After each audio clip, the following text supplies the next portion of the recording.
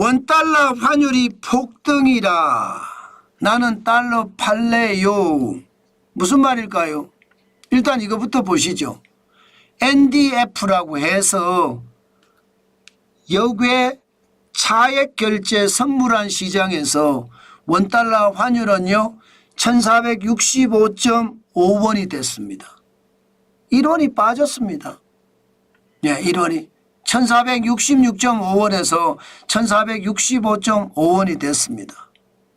그런데 1465.5원도 이게 굉장히 높은 숫자입니다. 실제로 말입니다. 원달러 환율을 보면 1462원, 1465원 이러면요 역대로 세 번째예요. 기본적으로 IMF 외환위기 때가 1997년 12월 23일에 1962.0원을 기록한 적이 있거든요. 글로벌 금융위기 때는 2009년 3월 2일에 1507.3원을 기록한 적도 있습니다. 그때 이후로 최고치입니다. 자, 이렇게 환율이 최고치면 여러분들 같으면 달러를 사겠습니까? 달러를 팔겠습니까?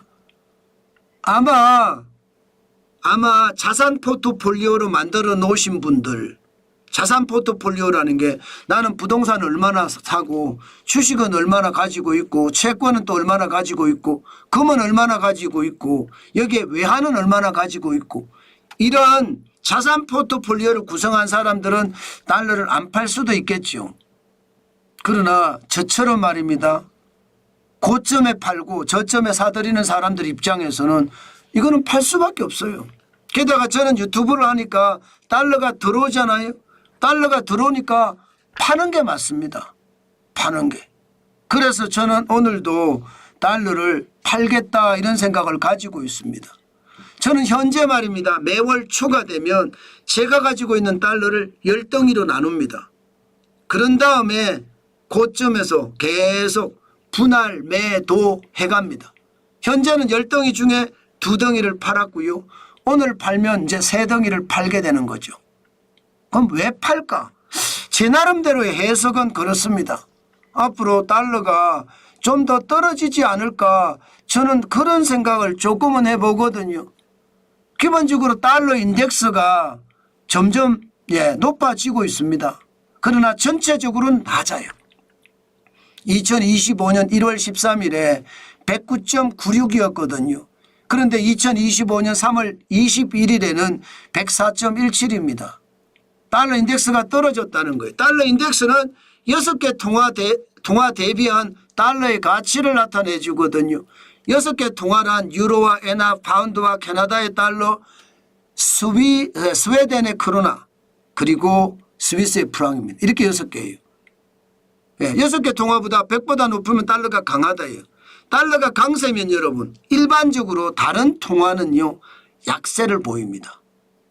달러가 강세면 약세를 보인다는 것은 환율로 말하면 환율은 올라간다는 뜻이죠. 지금 원달러 환율 자체가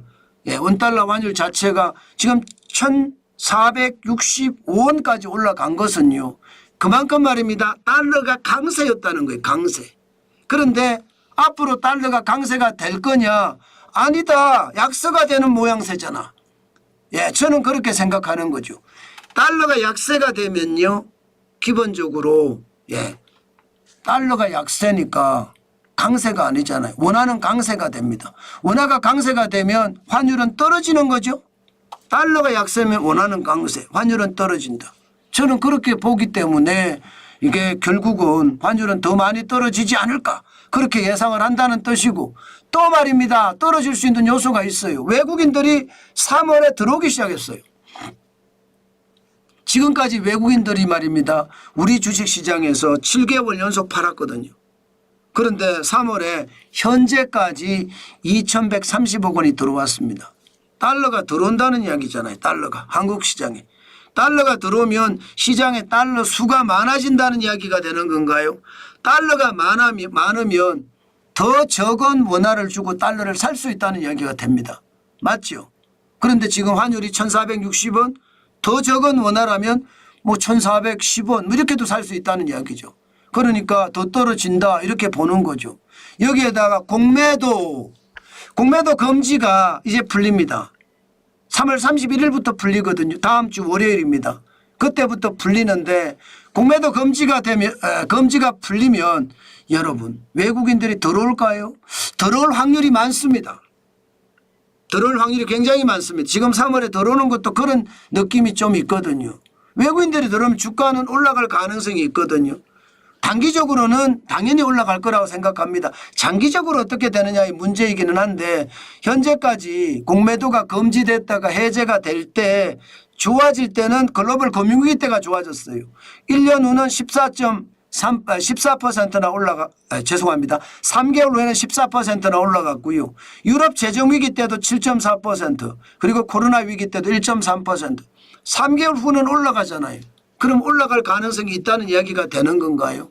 충분히 그렇게 해석할 수 있습니다. 여기에다가 말입니다. 여기에다가 원달러 환율이 계속 떨어지는 모습을 보이는 거 역대급 세 번째니까 저는 팔겠다 이런 생각을 하는 거죠. 결국 외국인들이 계속 들어온다는 거예요. 외국인들이 계속 들어온다는 겁니다. 그렇지만 여러분 우리가 반드시 생각해 봐야 될 것은 하나 있습니다. 4월 2일 날 상호관세를 매기겠다고 했잖아요. 그 상호관세의 상황이 어떻게 될지 정확히 판단할 수는 없지만 분명한 것은요. 상호관세가 좀 세게 붙을 가능성이 있습니다. 그렇게 되면 우리에게도 영향을 받을 수밖에 없지 않을까 그런 예상은 해봅니다. 중요한 것은 여러분 달러는 더 올라갈 수도 있습니다. 블랙스완이 오거나 혹은 회색꽃 불소 블랙스완은 예기치 못한 위기고요. 회색꽃 불소는 벌어진 위기가 더 커지는 거거든요.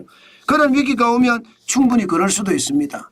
그러나 현재까지 봐서는 그런 상황보다가 국내에 달러가 많이 들어오는 상황이 더 심해지지 않을까. 그래서 환율이 조금씩 안정을 찾아가지 않을까. 그래서 저는 분할 매도를 한다는 뜻입니다. 시장을 여러분 볼 때 진짜 심각하게 저는 봐야 되는데 그 심각하게 보는 것 오늘도 한 번쯤 생각을 해 보시는 것이 좋겠다. 그 말씀 드리겠습니다.